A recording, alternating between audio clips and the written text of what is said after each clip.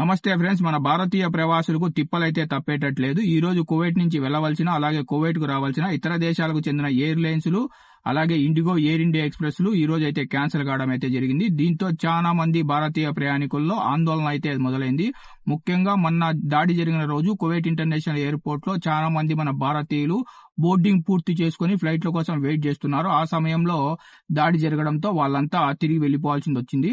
ఆ ప్రయాణికులందరూ మేము తిరిగి ఎప్పుడు ట్రావెల్ చేయాలి, మా ఫ్లైట్లను ఎప్పుడు తిరిగి షెడ్యూల్ చేస్తారని అయితే ఎదురు చూస్తున్నారు.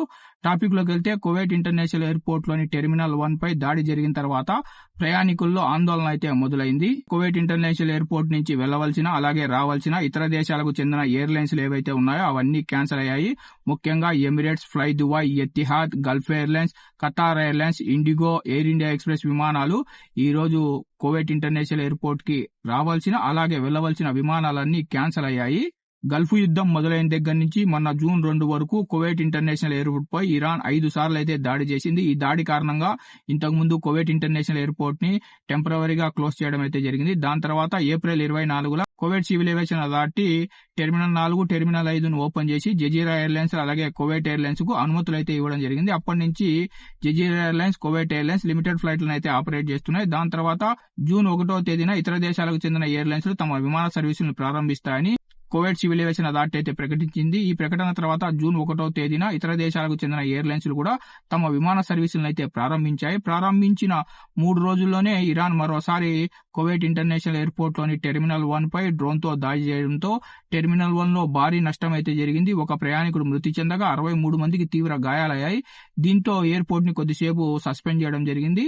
దాని తర్వాత కొన్ని గంటల్లోనే కువైట్ ఇంటర్నేషనల్ ఎయిర్పోర్ట్ లోని టెర్మినల్ 4, టెర్మినల్ 5 తిరిగి ప్రారంభించి జజీరా ఎయిర్లైన్స్, కువైట్ ఎయిర్లైన్స్ విమాన సర్వీసులను అయితే ప్రారంభించారు. టెర్మినల్ 1 ని తదుపరి నోటీస్ వరకు తిరిగి ప్రారంభించే అవకాశం లేదని అధికారులు అయితే ఒక నోటీసును అయితే జారీ చేయడం అయితే జరిగింది. కువైట్ ఇంటర్నేషనల్ ఎయిర్పోర్ట్ లోని టెర్మినల్ 1 యొక్క డ్యామేజ్ ని కనుక మనం చూస్తే, మరమ్మత్తు పనులు పూర్తి కావడానికి కొన్ని వారాలు పట్టే అవకాశం ఉంది. దీంతో ప్రయాణికులు ఇతర దేశాలకు చెందిన ఎయిర్లైన్స్ తిరిగి ఎప్పుడు ప్రారంభం అవుతాయని ఆందోళన అయితే చెందుతున్నారు. ఫ్రెండ్స్, మీరైతే ఆందోళన చెందాల్సిన పని లేదు. చాలా మంది దాడి జరిగిన రోజు ఎయిర్పోర్ట్ నుంచి బోర్డింగ్ చేసుకుని తిరిగి రిటర్న్ వెళ్ళిపోయారు. అలాంటి వాళ్ళందరికీ మీకు ఫ్లైట్లను షెడ్యూల్ చేసి మిమ్మల్ని అయితే పంపిస్తారు. మిగతా ఫ్లైట్లు టెర్మినల్ 4 నుంచి టెర్మినల్ 5 నుంచి ప్రారంభించే అవకాశం ఉందని చాలా మంది నిపుణులు అయితే చెప్తున్నారు. ఇది జరుగుతుందా, లేదంటే ముందు మాదిరిగా టెర్మినల్ 1 తిరిగి ఓపెన్ అయ్యేంత వరకు ఇతర దేశాలకు చెందిన విమాన సర్వీసుల్ని అలాగే ఆపేస్తారో మనం వేచి అయితే చూడాలి.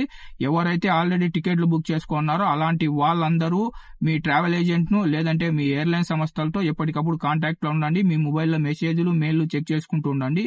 ఈ రోజు గనక ఇతర దేశాలకు చెందిన ఎయిర్లైన్స్ అన్ని క్యాన్సిల్ అయ్యాయి. ముఖ్యంగా IndiGo, air India express, Etihad, Emirates airlines, fly Dubai, Qatar airlines, Gulf air విమానాలు ఈ రోజు అయితే క్యాన్సిల్ అయ్యాయి. ఇప్పటికైతే కేవలం కువైట్ ఇంటర్నేషనల్ ఎయిర్పోర్ట్ లోని టెర్మినల్ 4, టెర్మినల్ 5 నుంచి కువైట్ ఎయిర్లైన్స్, ఇంకా జజీరా ఎయిర్లైన్స్ మాత్రమే తమ విమాన సర్వీసులను అయితే ఆపరేట్ చేస్తున్నాయి. ఫ్రెండ్స్, ఈ వీడియో కనుక మీకు ఇన్ఫర్మేటివ్ అనిపిస్తే వీడియోని లైక్ చేయండి. వీడియోని మర్చిపోకుండా మన తెలుగు వాళ్ళందరికీ షేర్ చేయండి.